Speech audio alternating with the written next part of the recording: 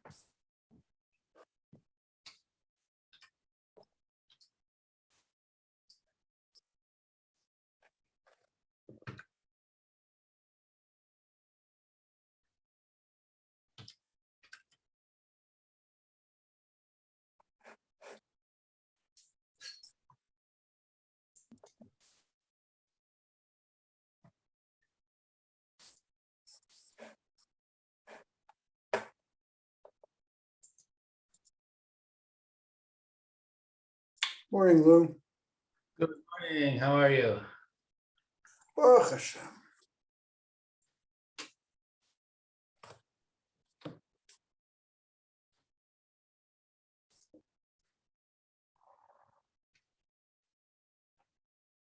Hey, okay. Good morning, Mayor. Good morning, Eliza and Sweet. Good morning, Lou. How's everybody today? Baruch Hashem. Good morning, Rabbi. How are you? Fine, Baruch Hashem. Good to see you all. Okay. Good morning. This is Rabbi Shlomo Furst here at Yeshivat Samanavshi here in Yerushalayim Care Zoom. This is our first year in the morning. We are discussing now, after we have finished the Tzitzi Eliezer, Rabbi Waldenberg's insights and teachings in the understanding of Ruth's conversion, when, where, and how. Basically, three opinions. Rashi's opinion that at the time of the original marriage to Machlon and Killian, Orpah and Ruth had not converted yet. They, in fact, married non-Jewish women. The Ibn Ezra's opinion that the conversion did take place before the marriage, and then the compromise opinion, apparently, if I'm not mistaken, the Bach, that there was a partial conversion, a pseudo conversion that was made similar to the conversions that Shlomo Melech and Shimshon had done with their wives, and therefore it was considered to some extent a conversion, but not fully acceptable according to halacha. So you have those three opinions. Good morning, Roy. Good morning, Rabbi Furst. Good morning. Good morning. And now we're going to go now take a look at the what was printed. I think this is in the Mishpacha magazine. Was that correct, Roy? Yes. I think so. Yeah. Yeah. Yeah. Okay. Give credit where credit is due. This is a article that was printed in the Shavuos issue of Mishpacha by Avram Heskel, Avram Y. Heskel, and as you see, if you see it on your screen, the point of when Ruth was converted. That's what we have here. Eliezer Tzvi, do you have a copy of this that was sent to you? When was it sent? Haven't seen it. We sent it about maybe a week or two ago. Yeah. Should I resend it to you if you like? I can send it to you now if you like. Please resend it. Okay, 1 second. Just give me a moment. I think I've lost mine. Oh, I don't think I have mine, but let me look. No. Okay, so 1 second. So let's Lou, do you have access to it, but the original resending? Do you want to resend it to everybody? I have it. Yes, I have it. Okay, 1 second. So let's send it out, and then everyone can have their own. If you want to print the hard copy. I've forgotten. I don't know where mine is. I couldn't find it. Okay, I'm gonna try and send it here. Let's see. It's under newsletter. Okay, and it's Gerus of Ruth from Roy. Yeah, here it is. Okay, so I'm forwarding it to Eliezer Tzvi's on that mailing list as well. Pardon? The class is on or not? Because I was just looking to mask, but okay. Okay, I'll help you in 1 second. Let's see, it's Schachter. Yep, that's me. No, I don't see it. Let's see, it's Lauren. Yep. Lauren, here's Lauren Schachter. Lauren Schachter. Okay, I sent it. Okay, I need to help my wife with something. I'll be back in a second. Okay. Okay.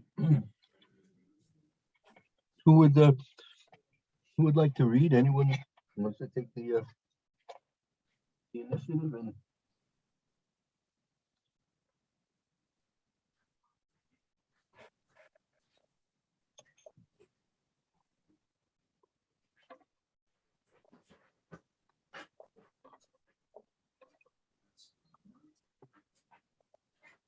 okay, your emails came in.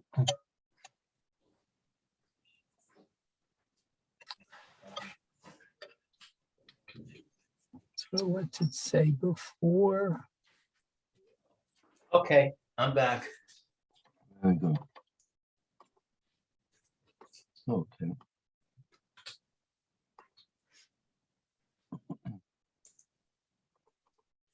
Okay, very good. Who would like to do some reading? I would. Okay, go ahead, you can start. Let's say for close to 3,000 years, the story of Ruth has inspired multitudes of Jews in general, and especially countless Gerim who have joined Klal Yisrael. It is fascinating to note that a key detail of Megillus Ruth, precisely when her Gerus occurred, is the focus of much discussion among the Meforshim and appears to be a matter of disagreement in Chazal. So as we mentioned constantly through the last several weeks, we've been learning this question is that, again, we have to realize that Ruth was written by Shmuel and Lami. That's based on a Gemara in Baba Basra. It was written with Ruach HaKodesh, Nevuah. So when HaKadosh Baruch Hu gave the command, directions, the Ruach HaKodesh and the Siyata Deshmaya to Shmuel to write Megillus Ruth, obviously, it was written in a way that it was not supposed to be specifically known when Ruth converted. Okay, and that was obviously done with intention, and so therefore it's not an oversight. It was specifically not included in the story of Ruth exactly when she, in fact, converted. Okay, let's continue. It is fascinating to note, the simple reading of the Psukim and the most commonly known approach is that the conversion took place after the death of her husband. I'm assuming that when it says her husband, it means Elimelech. And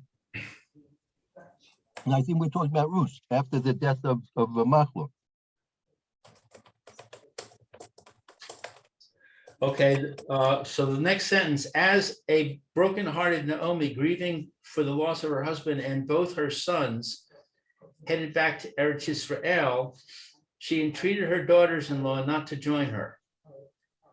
So, okay, so we're saying that when it says the death of her husband, it's talking about Elimelech. It's talking about Machlon. Right. Machlon. Okay, turn back, my daughters. Why should you come with me? Turn back, my daughters. Go along. Ruth, chapter 1, 11 and 12. Orpah kissed her mother-in-law, but Ruth clung to her. Look, your sister-in-law has returned to her people and to her God. Go follow your sister-in-law, Naomi told Ruth. Do not urge me to leave you or turn back and not follow you. For wherever you go, I will go. Where you lodge, I will lodge. Your people are my people. Your God is my God. Where you die, I will die, and there I will be buried. 14 and to 17. Furthermore, the Gemara in Yevamos 47b learns various Hilchos Gerus, laws of conversion from these very psukim. Rashi, in his Perush on Ruth 1:12, specifically states that Ruth and Orpah were Gentiles. There was no kedushin between them and Machlon and Kilion. His words are presumably based on the Midrash Rabbah 1-4, which states in the name of Rabbi Meir that Ruth and Orpah did not convert or undergo tevilah in a mikveh. Based on this approach, Hagon Harav Chaim Kanievsky Zal, in his Sefer Tama Dikra on Megillus Rus, answers a similarly perplexing question. The Tosefta of Avodah Zarah 8:5 informs us that Elimelech and his two sons died of hunger. Chazal tell us that Orpah and Ruth were the daughters of Eglon, the king of Moab. How is it possible that the king failed to feed his sons-in-law? Reb Chaim explains that the king did indeed send food, but it was all non-kosher or cooked in non-kosher kalim. So we have another theory that says that Eglon had been killed. I was supposed to keep the fail to feed his son-in-laws, right? That's a very good point, right? We saw that the Eglon had in fact been killed, correct? So that could be a problem with this theory. Right, okay. So Elimelech- the question's not such a question, in other words, right? Right, because it could be that if they were orphans at that point, maybe in fact they didn't have any food coming in. Mhm. Elimelech, Machlon, and Kilion refused to eat the tray food. It was not a case of literal pekuach nefesh, for in that case they would have been permitted, even obligated, to eat it. But avoiding the non-kosher food weakened them considerably, and eventually they were niftar. Ruth and Orpah, who were Gentiles, did eat from the food their father sent them. Naomi, on the other hand, also did not eat the food, but she merited special siyata dishmaya to stay alive. Yeah, I mean, this also a bit difficult because as we saw that both Elimelech and Machlon they died because of an einish, because of a punishment, right? So something that they would have used and chose not to eat the non-kosher food, that wouldn't be necessary in the category of a punishment. That's something they're using their own free will to try to choose and do. Right. So this whole part of it is weak. This whole theory is weak. Rav Chaim also explains that the prohibition against a Jew living with a non-Jewish woman outside of marriage was an enactment of the Chashmonayim. And since the story of Ruth occurred many centuries before, Machlon and Kilion did not violate an actual prohibition with their actions. Okay, I'm not so sure about this either. If I'm not mistaken, I'm not sure if it's that by the Chashbon. I think that's talking. I'm not sure. I have to double check. That might be talking about yichud. Now, yichud is being secluded with a woman, a non-Jewish woman, right? Meaning, according to the letter of the law in Midoraisa, a Jewish man can be secluded with a non-Jewish woman. What's the worst that can happen, right? But Chazal stepped in and they made an issue yichud, if I'm not mistaken. But to live as husband and wife, right? To live as on a regular basis, that could be something completely different. So Right. we'll have to think about that. Okay, let's just take that as a piece of information. Yeah, this is very important, I think. This makes a huge difference in our analysis, whether or not this is true. Mhm. Okay. So it's a question mark. We really don't know what if this is true or not. Well, look, I mean, if they're quoting Rav Chaim is bringing this down, so he was known to know what he's talking about, but still, it's worth investigating to understand it properly. Right. In addition, since the halacha that only male converts of Ammon and Moab and not the female ones were prohibited from marrying into Klal Yisrael was not yet established, Machlon and Kilion chose not to convert them in order not to violate what they thought was a prohibition against marrying female converts from Moab. So that's a very important point. We've been asking this question all along. Right. So this is very good. He's addressing this point that and giving a very good explanation that it could be that rather than convert them, which could be against the halacha and invalid, it might have been better for them to marry them as non-Jews rather than to try and convert them in an illegal way. Right. So that we understand. That sounds good. At the same time, an alternate view is taught by the Ibn Ezra, and in fact is found in Zohar HaKodesh, that states with certainty that Ruth and Orpah did convert prior to their marriage, as it is inconceivable that Machlon and Kilion should have married non-Jewish women.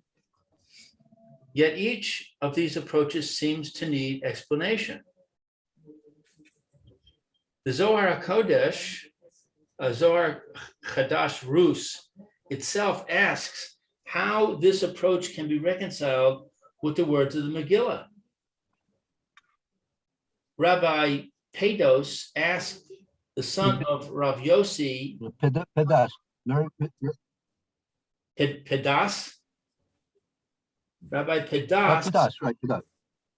asked the son of Rav Yossi of Socho, since Ruth was a Gioris, why did they not call her by another name? He answered him, so have I heard she did have another name, and when she married Machlon, they renamed her Ruth. And from then on, she used that name.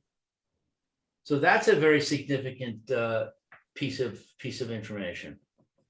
Right. We saw this Zohar. We learned this Zohar. Oh, okay. Go ahead.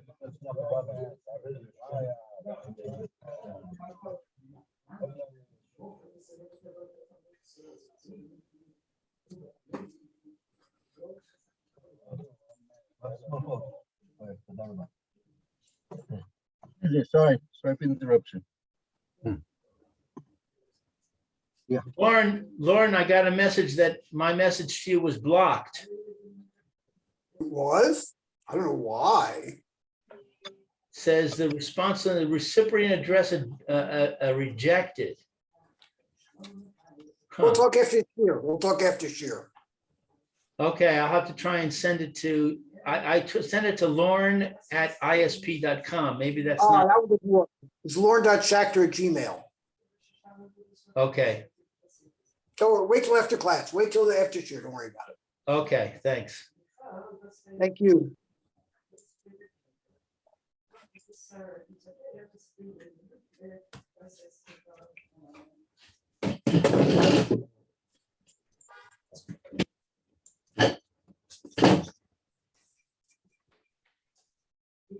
Okay.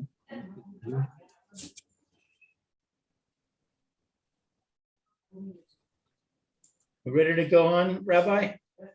Let's continue. Okay. For her conversion came when she married Machlon and not afterwards. According to this that says that she was renamed Ruth. He said to him, that is, Rav Yossi said to Rav Pedas, but it is written later, where you sleep, I will sleep, and your God is my God. Naomi gave her many warnings about the halachic obligations of a Jew, as we have learned, and Ruth accepted them all. If she already converted previously, why was all this necessary at that time? He replied to him, Chas v'shalom, the Machlon married her while she was still a Gentile. Instead, when she married, she converted, and she and Orpah remained under the presumption of Amos Bala, fear of her husband. When their husbands died, Orpah returned to her abominable ways, and Ruth remained resolute and cleaved to the Torah of her own will. According to the approach that the conversion took place after the death. Oh, this is a new paragraph. So I don't understand this point of the fear of her husband. So that's what was the Amos Bila, meaning it was sort of like a conversion against her will, and she only really did it because of the fear of her husband, right? She was, as we learned, that she didn't, her father was not around anymore, and Elimelech was an honest person, so they had other intentions in marrying these two Jewish men, and but when they but maybe they didn't think about converting, right? But when they were made to convert, it was only a conversion which was not shalom lishma. It wasn't for the proper reasons, and they maintained their status of being converted because of their fear of their husbands, right? Right. So that to a certain extent, maybe entirely invalidated their original conversion. So therefore, now that the husbands were gone, so Naomi wanted to test them and to see if they were really honestly interested in remaining Jews. You can't, if it's a valid conversion, there's no going back. But if it was not a valid conversion, so then it was a question of doing a proper conversion at this time or not. I see. Okay, according to the approach that the conversion took place after the death of Machlon and Kilion, what happened later would at first glance appear perplexing.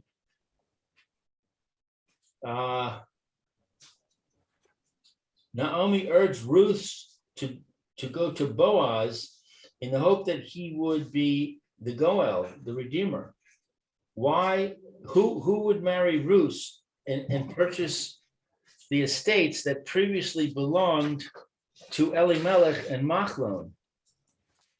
While the actual Torah commandment of Yibun applies only to the brother of a Yid who was nifter, childless, who is obligated to marry the widow of his brother or to perform chalitza, the accepted minhag, according to the Ramban, was to apply the concept to other relatives as well. It is clear that the marriage of Boaz and Ruth was based on the idea of Yibum. If Ruth converted only after the death of her husband and was never married to him in the first place, how can Yibum possibly apply? In his Sefer Meshiv Nefesh on Megillas Ruth, the Bach suggests an approach that would reconcile the seemingly contradictory views. He quotes the words of Rambam, who explains that when the Torah states that Shlomo HaMelech, a person described in Tanakh as Yedid Hashem, what does that mean, Yedid? Yedid is a friend. A friend. Torah describes him as a friend of Hashem, married Nashim Nachrayos, non-Jewish women. It does not literally mean Gentile women. But when someone comes before a Beis Din to convert, the court investigates whether there are any ulterior reasons for the conversion. These include financial considerations, seeking a position of power, or desire to marry a specific Jewish-born spouse. So I didn't follow this. This Nashim Nachrayos does not literally mean Gentile woman. What is? I thought that is what it means.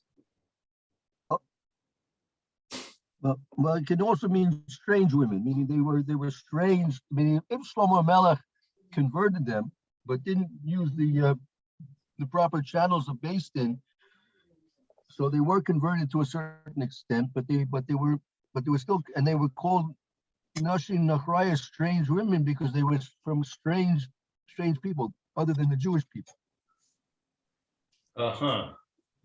So they were converted, but there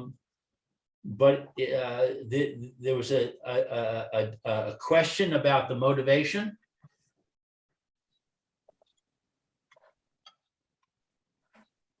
Is that what it's saying? Let's say that again. I'm sorry, I didn't hear you. So we're saying that they were converted. It does not literally mean Gentile women, because they were converted, but because of the question of the motivation, the conversion was not 100%. Is that the point here? You can't hear me? One second. I'm just having a little bit trouble with reception here. 1 second, Lou. Hold on a second. Okay. Can everybody else hear me? Yeah, go ahead. I can hear you fine. Yeah, Okay. hear you. Go ahead. Let me hear what you make your comment again, Lou. Okay, so am I understanding correctly that this phrase Nashim Nachrayos, Nachrios, from the word nachri. Nachrios, does not literally mean Gentile women, because they were converted, but since the motivation is questionable, the conversion was not 100%. Correct. Right. Okay. Yeah, that's good. During the reign of David HaMelech, Beis Din did not accept Gerim out of concern that there would be converts that the would-be converts were motivated out of fear. When David HaMelech's son Shlomo HaMelech succeeded him, Beis Din continued to refuse Gerim due to the possibility that they were motivated by the prosperity the Jews merited at that time. Nevertheless, during these two eras, there were many people who converted in the presence of ordinary people. So that means it was not based in, it was just, they just converted in front of three men. Well, three men, that might make a based in, but he doesn't go into the details how that was done. It's probably based on a Gemara or a Chazal. Have to try to find it out. Okay. Sanhedrin would view them with skepticism, and while they would not reject them, they also did not draw them close until they saw that their acceptance of mitzvos was genuine. In other words, those conversions, presuming that the converts were sincere, were bidi evid, considered legitimate, and those people were recognized as Jews. Right. Because Ruth and Orpah converted in order to marry Machlon and Kilion, their conversions, which were not done by a Beis Din, but by individuals, were in violation of a rabbinic decree. Therefore, Chazal referred to them as non-converts and described them as Gentiles, even though bidi evid, their conversions were valid. I mean, that all, we have to understand, I mean, is it considered so valid that if they would have a child, it would be considered a Jewish child? Again, I don't know to what extent it was considered valid. Right. While this teaching reconciles the teachings of Chazal, other questions remain. If the two did convert prior to marriage, how is it permissible for Naomi to encourage them to return to their homeland and avodah zarah if they were full-fledged Jews? One is certainly prohibited from encouraging a convert to return to his previous religion. In addition, how can the Gemara in Yevamos 47b learn halachas regarding gerus from the words that Naomi told Ruth if she had previously been Megayer. Based on the words of the Bach, the Satmar Rebbe, the Divrei Yoel, in the Sefer Tiv Levav, suggests two additional explanations that answer these questions. While the gerus for the sake of marriage is bidi evid, considered a valid gerus, that is only if the marriage is a permissible one. However, because the halacha permitting female converts of Moab had not yet been established in the eyes of Naomi, the marriage was prohibited and the gerus invalid. Alternatively, the Rebbe suggests that because the prohibition against marrying converts of Ammon and Moab is one of the 613 mitzvos, Naomi considered that Ruth and Orpah had failed to accept obedience to all the mitzvos, which is a prerequisite to a valid gerus. Therefore, Naomi considered them Gentiles, and she initially sought to dissuade them from joining her as she returned to Eretz Yisrael. And in her exchange with Ruth, she spoke to her as one speaks to a would-be convert. Harav Kanievsky suggests a similar approach.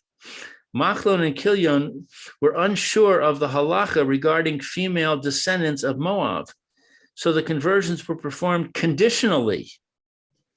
The gerus should be valid only if they were indeed permitted to marry into Klal Yisrael.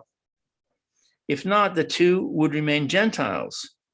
And in that case, there was no actual marriage between them and Machlon and Kilyon. It was only on the day that Naomi and Ruth arrived back in Eretz Yisrael that Boaz, the head of the Sanhedrin, established the halacha that only male converts of Ammon and Moab were prohibited. At that point, it became clear that the initial conversions performed by Machlon and Kilyon were valid after all. So this is the retroactive principle. So according to this theory, it was retroactively validated. The marriage was retroactively validated.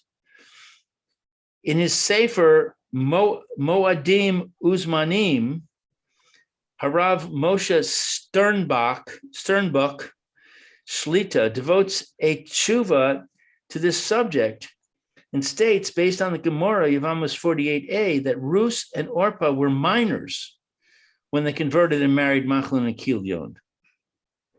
So I'm assuming when it says minors, it means less than 12 years old.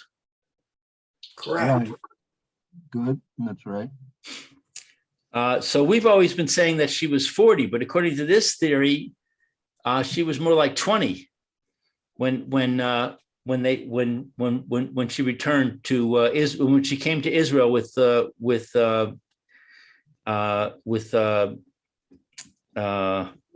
mother-in-law. I forgot her name. No, Naomi. Thank you, Naomi. Yeah, I mean, the measures, we saw them, I think it was, I'm pretty sure it was a measures we saw that says Boaz was 80 years old at the time and Ruth was 40 years old at the time. So that he says he's quoting a measure, a Gemara in Yevamis. Okay, so look, you have different opinions of what's going on here. Okay, Right. While the gerus of a minor is considered valid, after reaching adulthood, the child has the right to protest and invalidate the gerus. While ordinarily there is no Kabbalah's mitzvahs required for an individual who underwent a gerus as a child and does not want to remain a yid, as the absence of a protest against the conversion is in lieu of a Kabbalah, Harav Sternbuch suggests that this is only when she is living among a family who is keeping mitzvos. In the case of Ruth and Orpah, since their husbands had died, an actual acceptance was needed. Orpah returned to her homeland and in doing so rejected the gerus. In her exchange with Naomi, Ruth was mikabel, the yoke of mitzvos, proving that her conversion as a minor had been valid.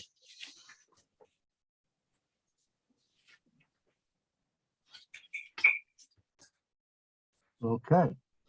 Uh, So that's the end of the article.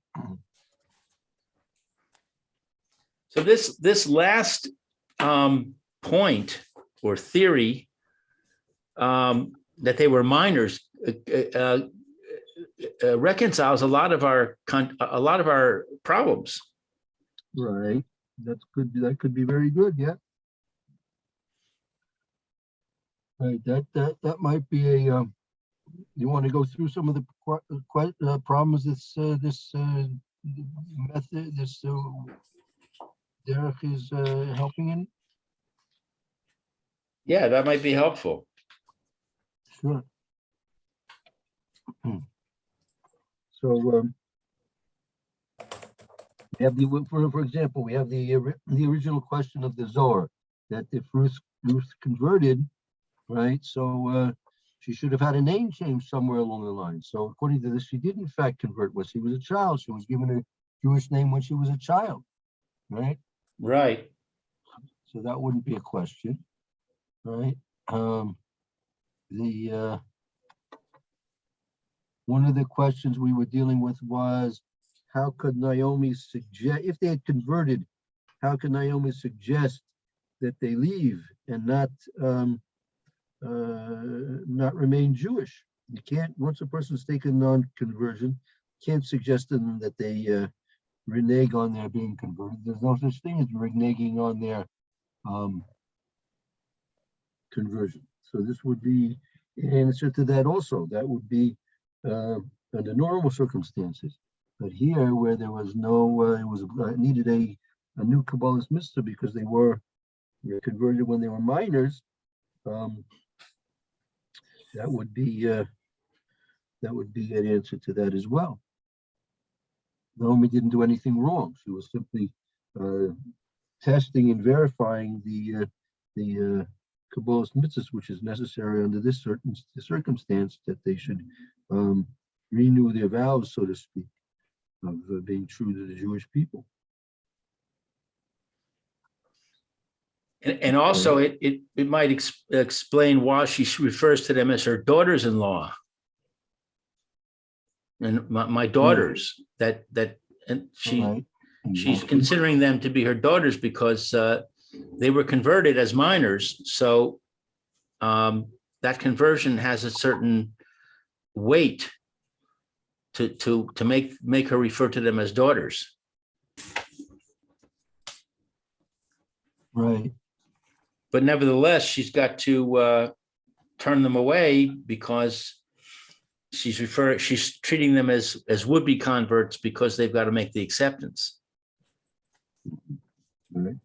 Okay, very good. Fine. Let's see, there's a couple of paragraphs that, I forgot what they call these windows here that we should maybe go over and do as well. There's one on the previous page, erroneous assumptions. You see it there?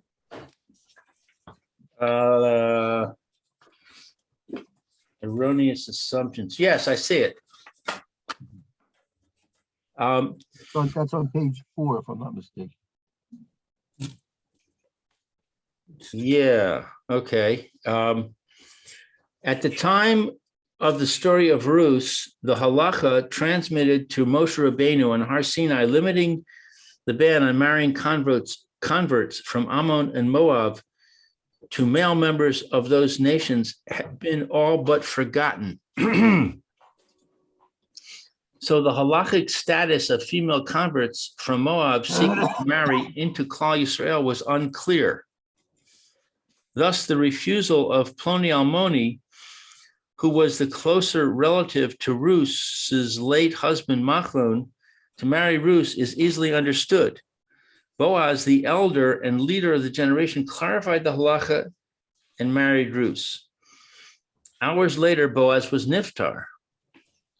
One can easily imagine the heated discussions in the streets and marketplaces, perhaps even at the Levaya. The sudden death of Boaz, even though he was 400 years old at the time, seemed to many to be a clear sign from Shemayim that the marriage with a Moabite convert, even a female, was in fact forbidden, that Boaz had made a terrible error that cost him his life. Ploni Almoni was presumably hailed as a hero for having made the right decision. The Chida, in his Sefer Simchas Haregel, explains that the fact that Boaz died the very night he married Ruth played a role in preventing the halacha established by Boaz from being fully accepted by Klal Yisrael. 3 generations later, Yishai, descendant of Boaz, and Ruth, the father of David HaMelech, was still living under that cloud. Later, when David HaMelech miraculously killed Goliath and earned the right to marry the royal princess, daughter of Shaul HaMelech, Doeg HaEdomi argued that as an offspring of Boaz and Ruth, David was not eligible for this honor. Only later, when David had been chosen by Hashem as the next king, with the promise that the monarchy would remain with his descendants for eternity, was it fully established that Boaz was right after all. Thanks to his courage and foresight, Boaz merited to be the forebearer of Malchus Beis David and thus of Moshiach. We look around and we make assumptions. Often the assumptions we make appear to us to be the only logical conclusions. Then the unexpected occurs and everything is turned on its head. The only unadulterated truth is Torah.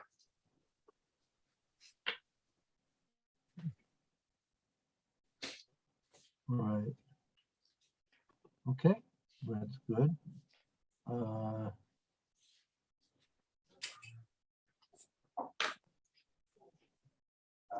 Let's see here, 1 second. We have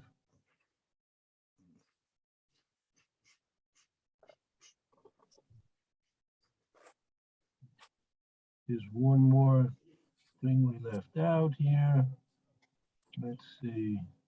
This is, I think, about the B'nai Lot. Let's see where this is.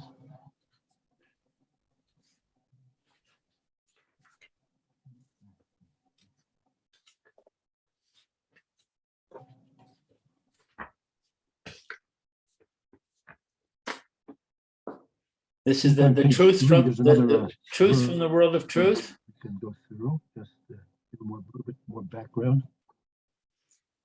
Okay, you want me to read this truth from the world of truth? Rabbi? Yes. Yes. Okay, in the winter of 5682, 1921, a Jewish resident of the city of Lublin, Luban, fell ill with an unknown disease, which caused his tongue to become very swollen. As the man's condition deteriorated, Hagon Harav Moshe Feinstein Zal, who was the Rav of the town, came to be Mevaker Chola. The Yid asked everyone else to leave the room and told Rav Moshe the following.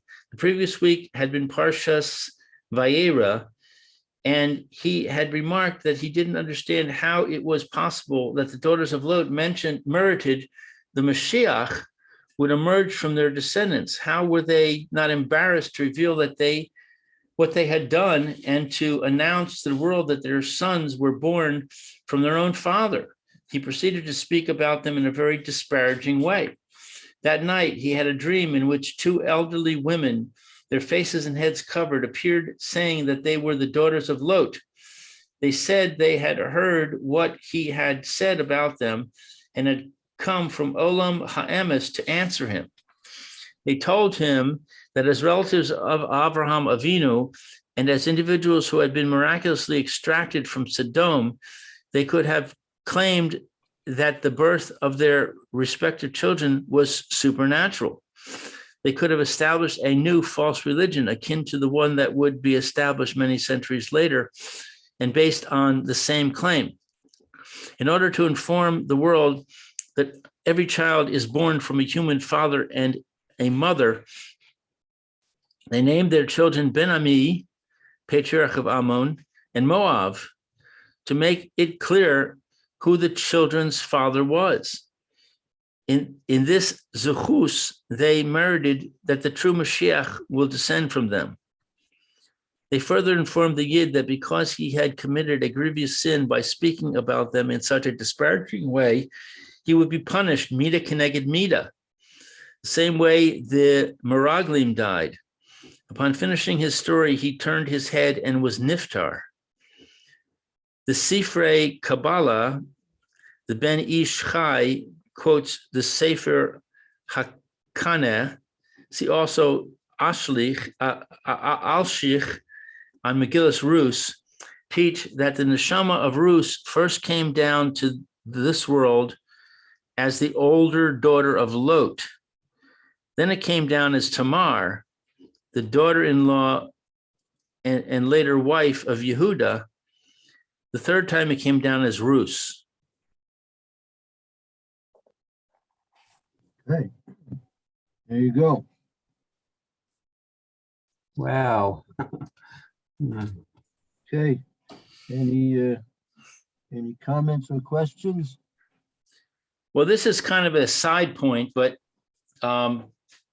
we learned in Pele Yoetz that reincarnation is not a good thing. It's a very bad thing. And this seems to be saying that in this case, it's a good thing. Well, I mean, let me put this. I once asked my Rebbe, Rav Chaim Dovoltuski, the son-in-law, the Rav Scheinberg, Zechron Bracha. And once they asked him if a person has a choice, if based in Shomayla gives a person a choice of coming back into Olam Hazeh as a Gilgul, I mean, reincarnated or going through Gehenim, what should a person choose? Gehenim or being misgalgal into another life. So he told me the person should choose Gehenim, because Gehenim is a vadai. Gehenim, even though there might be tremendous sufferings that a person would have to go through in order to finally be cleansed, but once he goes through Gehenim, he comes out cleansed. But coming back to this world, it's a suffix. There's no telling that a person is going to do any better when he comes back to this world than he did the first time. So, but there's an opportunity. The opportunity that exists in a reincarnation is that a person can mitake and he can make rectification for what was not achieved in a previous Gilgul, right? So therefore, it's an opportunity for the neshama to perfect itself. Maybe tomorrow, I'll show you the Chafetz Chaim writes about this briefly in the Insharat Sion. Maybe we'll do that tomorrow. I don't want to go too far into the next time or the next year, but all right. Tomorrow you've seen it before. I think we've done it before. The Chafetz Chaim explains in Hilchos Yom Kippur. That'll be in Chelik Vav of the Mishnah Berurah. So tomorrow we'll take an exploration into the Chafetz Chaim's words about his few very brief words about Gilgulim, and what his advice about Gilgulim is. We'll see that you need a Mishnah Berurah Chelik Vav tomorrow. Blinader will take care of that and do that tomorrow. Okay. In any event, we'll have to stop now to get ready for the next year. We'll take a short break, and then we'll be continuing along in the Mishnah Berurah in the second volume of the Mishnah Berurah in Hilchos Nesi's Kapayim. Okay. Good. Roy, have a good afternoon. Glad to see you. Thank you very much. Sounds Thank like you, Rabbi.